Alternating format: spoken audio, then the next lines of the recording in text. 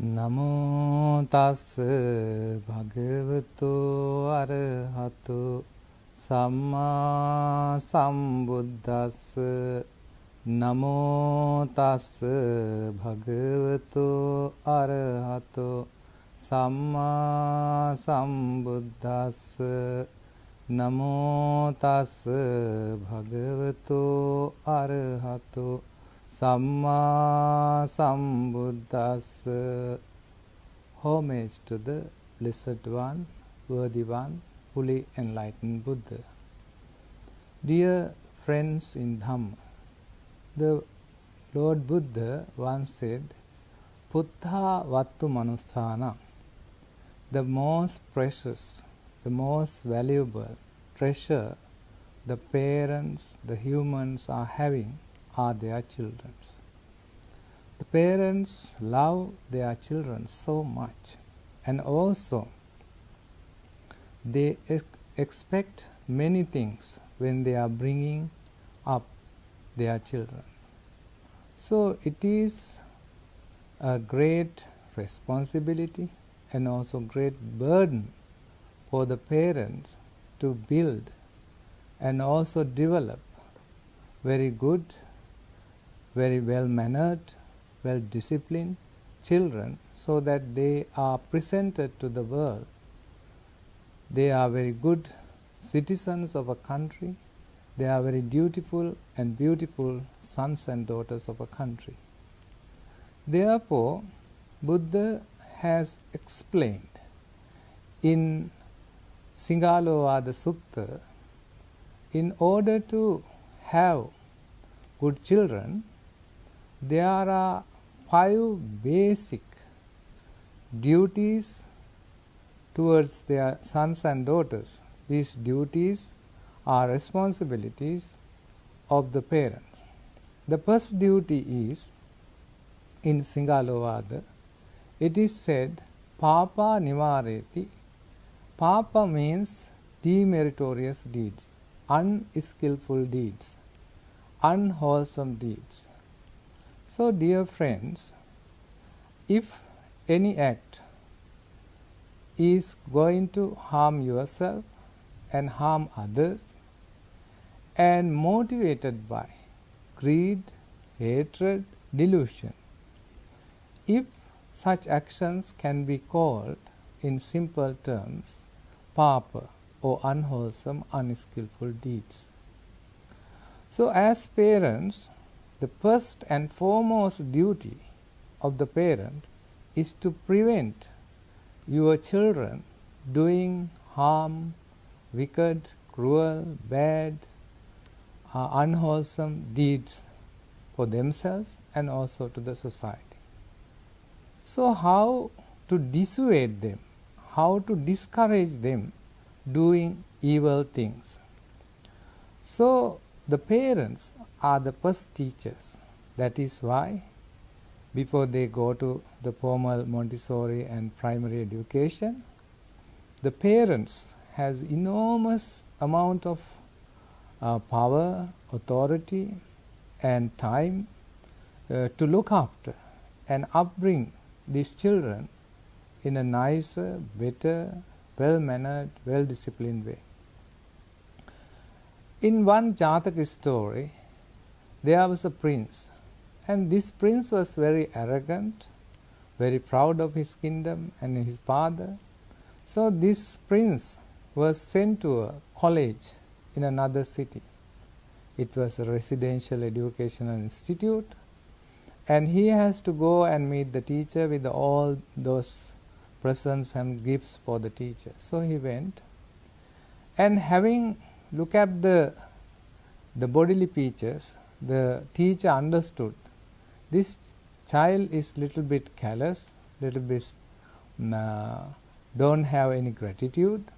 So he was teaching everything with careful attitude. One day this teacher and the student went together to have a bath nearby lake. On the way there was a very old lady, and she was drying, having removed the husk of the sesame seed, she was drying the sesame on the sun. So when this student saw this nice fresh sesame seeds, he had an instinct, he had a temptation, he wanted to taste these sesame seeds. Because he was following the teacher cannot see him eating the sesame seeds. So he grabbed a handful of sesame seeds and eating very silently and following the teacher. The old lady, very poor lady, who was drying these sesame seeds, saw that he was stealing the seed. Then the old lady kept quiet because she thought he may be very hungry after doing physical exercises and learning. So she never complained to the teacher. On the second day also, when he was way to the lake for a bath with the teacher, he did the same. That day, the old lady got angry because that was her sole income and sole property she got. So she has to depend on selling this sesame to survive. So she was a little bit disappointed and complained this to the teacher. Then the teacher, having checked, he was eating the sesame and he saw some seeds remaining in between teeth. So he punished him with a stick and gave some lashes. And at this time, this young boy had a huge anger, furious anger in his mind. So he thought, one day I will teach a good lesson to my teacher. So he had a grudge. He had a revenging idea in his mind. These thoughts of revenge was inside his mind, but he never tells. So the teacher noticed his anger and he kept quiet. Then after having finished this boy, he went to see his parents, and parents was very happy about his skills and learning. So his father gave the kingship to him immediately. Now he thought, now I have the time. I will revenge from this teacher because he hit me in front of the people and I was ashamed. I cannot live peacefully without revenging him. So he sent some messages. Teacher, please visit me. I am the king of this country and I want to treat you. I want to repay you. I want to pay back for your teachings. But teacher knows that he is calling him to there in order to punish and take revenge. So he keep postponing going there. When he was very old, he one day went to the palace, and immediately when he went to the palace, they took custody of him and imprisoned. And ministers got to know. Somehow he sent message to one minister, very wise minister, and they wanted to hang this teacher in front of the people. The king wanted to hang him. So, but in the trial, he said, because I teach him good lessons, because I prevent him becoming a thief, now he is a king. If not, I haven't punished him. If I haven't teach him the lesson of doing this bad act of stealing, he would have been a great robber, great thief, and he won't be able to become a king. Because of my advice, because of my surveillance, because of my guidance, he is a king today. He learned all the skills to be a king in my institute. Therefore, he got his position today. But he is enjoying not because of his skills, but because of my teaching. So all the ministers agree with the teacher, and they inform the king, suppose if you were to punish this teacher, we will become rebellious against you and we will overthrow you, and we don't want king like you. So the king understood the lesson taught by the teacher. So in this way, our parents need to correct and rectify and make your children by nipping at the bud, at the very outset, at the beginning, when they are doing wrong things, you need to do it very wisely and intelligently. In that case, you need to appreciate whatever goods they are doing. Be generous with words, be generous with your appreciation. Never always find faults of the children only.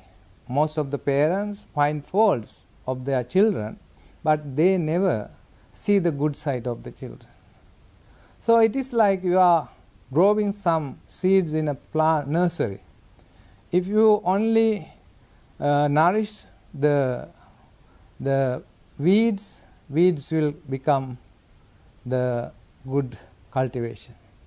But if you feed the good plants and give the nutrients, give the fertilizer, then good plants will come out. So if you want your children to behave well and also develop their character very well, then you need to encourage, appreciate, evaluate their good skills, good qualities, good behaviors.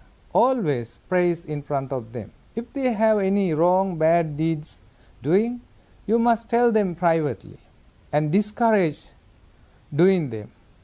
But criticizing in front of the people, they will lose their self-confidence, they will lose their personality, they will lose their whatever the self-confidence they are having. Therefore, it is very important, we need to correct them right way.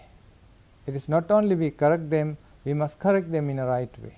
Recently we have seen in the newspapers, in the television, one father was killed by hitting helmets. 3 young boys got together and they were riding bikes and they were not having helmets.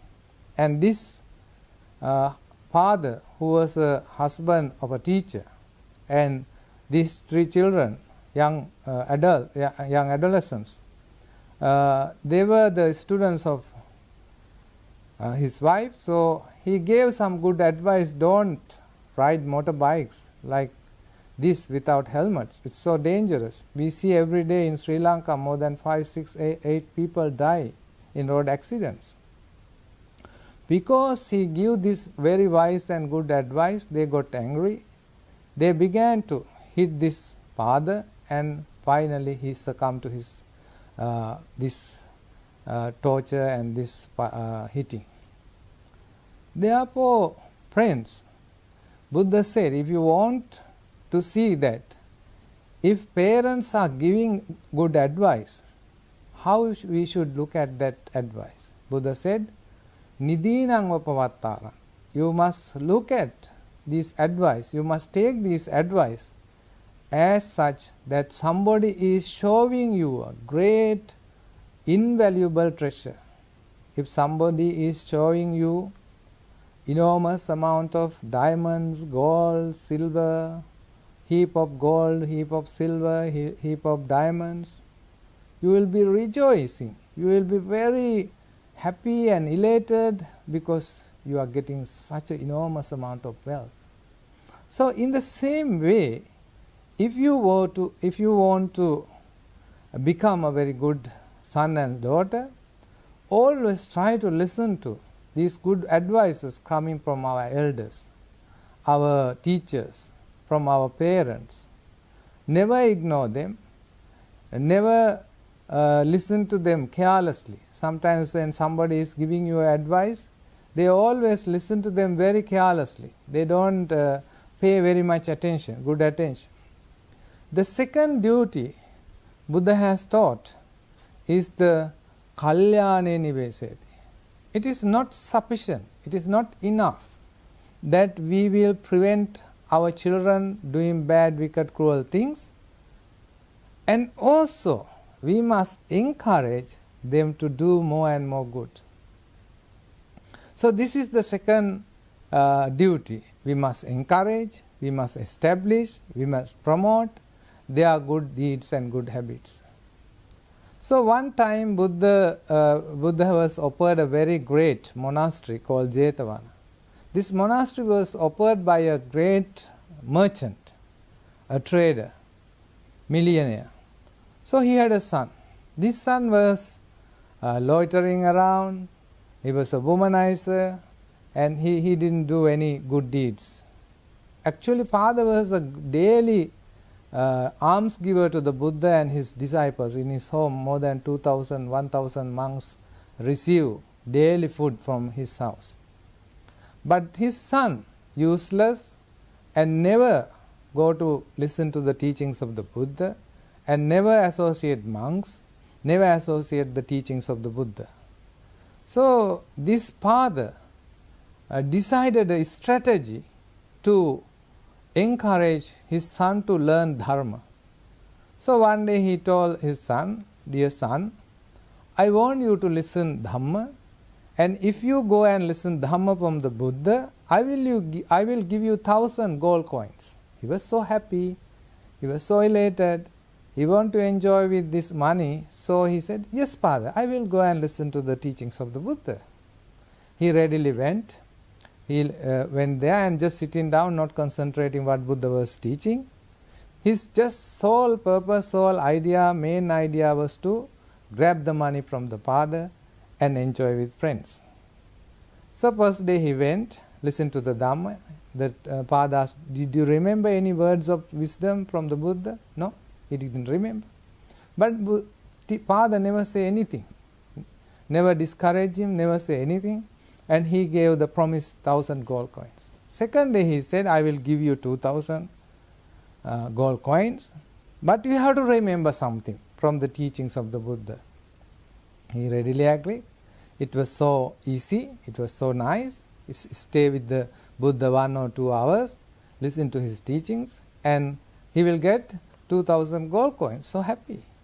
And he went.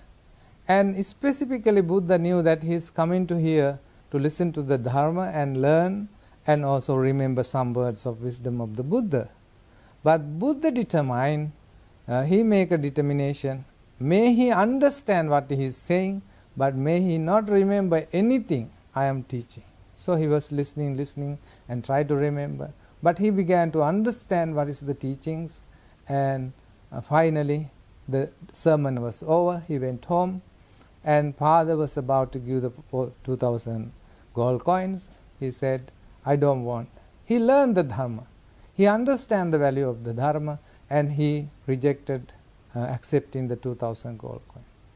So similarly, in our day-to-day life, our parents must be very wise to encourage giving maybe monetary benefits, giving some other benefits, but remember that you should not overdo it, that everything you do, they need some kind of ransom, some kind of bribery. No, this kind of is not good. But some occasions you can use wisely, encourage them to do good. So that is the second duty of the parents.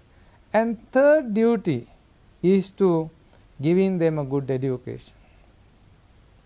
So most of our parents today are trying to give good education when they are even haven't born from the womb.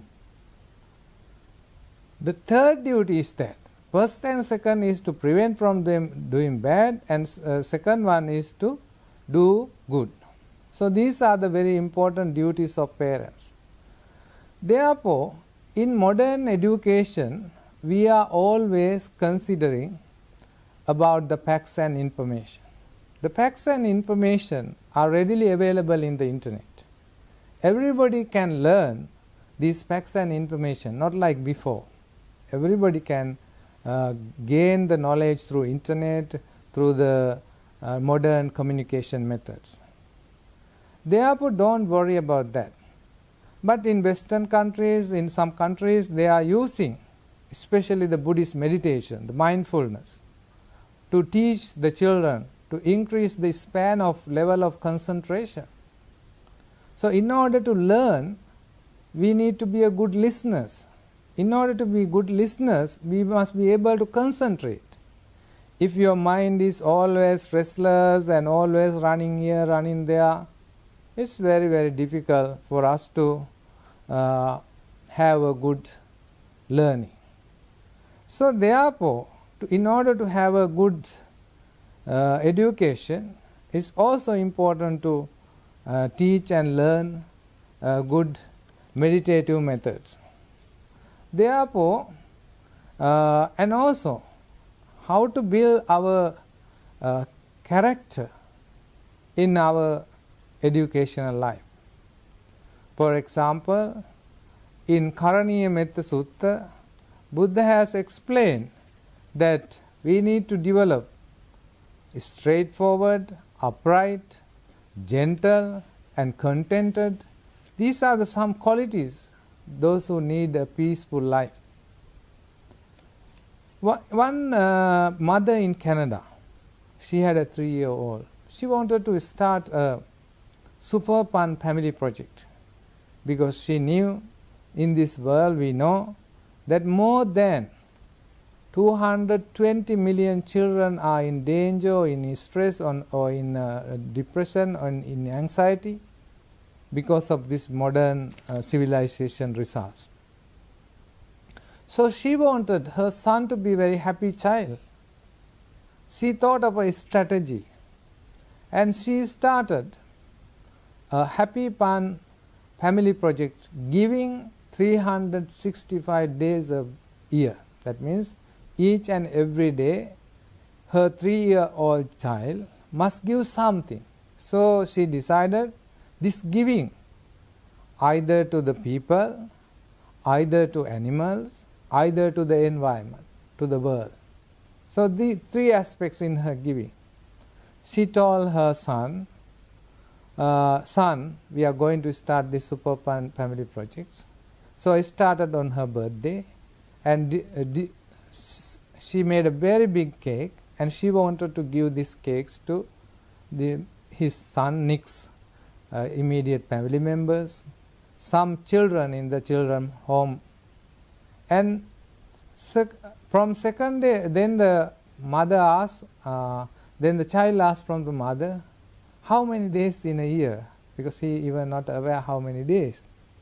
But next day, he began to give some blankets to the animal shelter, abandoned animal shelter.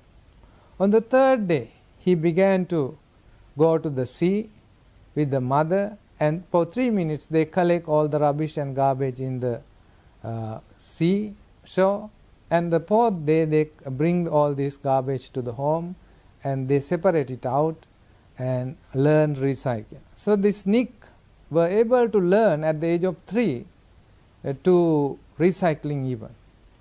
So for her mother, it is difficult to teach him how to brush his teeth at the age of 3, but it was so easy for mother to teach him how to donate. So when he went to this animal shelter another time, he was so happy that the blankets that he was given were using for these cats and dogs that was lying in the animal shelter. So the giving is actually a very beautiful thing. So nowadays most of the children are very self-centered, very selfish, and therefore they don't know how to share. They only think about themselves, and also they think only the winning and the victories and passing, grades and trophies, all these things. So we need to teach them how to learn to face the failures, the difficulties, the troubles, the challenges. These are the very important aspects we need to teach children. So in this Nick case, when the scientists and the researchers have done lot of research regarding the giving and sharing. So they found out we are naturally hardwired to giving and compassion. And when we give, the dopamine, the happy hormones release into our system, and it gets the helpers high when we are practicing giving. So that is why this Nick's mother wanted to teach him how to share things.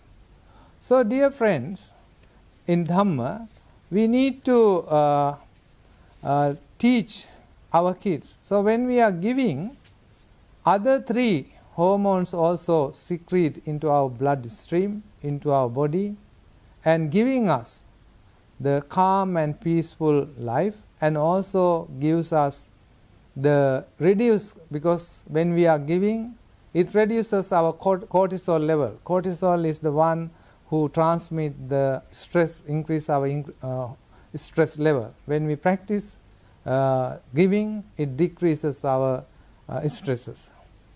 And also oxytocin, the serotonin, the love hormone or the happy hormone, all these hormones are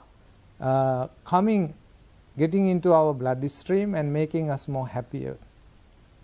So, instead of teaching our children to be very selfish, but we can teach them sharing and caring for others, and helping others, helping following their students. So, dear friends in Dhamma, let us give our children opportunities by setting examples. This is very important part of positive parenting. And spending quality time with them on their lunchtime or dinner time or breakfast time, on holidays. Spend the time with the children and talk to them and listen to them, their problems, and build up their confidence and ask their suggestions for solutions for these problems. So that gives an encouragement for them to think themselves and stand on their feet. The problem with today's parenting is that always we are doing for them. We are not building them up. We are not giving energy, strength, confidence for these children to build themselves. So therefore, friends in Dhamma, let us build a better generation, happier generation for future, so that they can save this little planet, they can help all the people in needy, and share and care for all. May the blessings of the Buddha, Dhamma and Sangha bless you and guide you and protect you. Namo Buddhaya.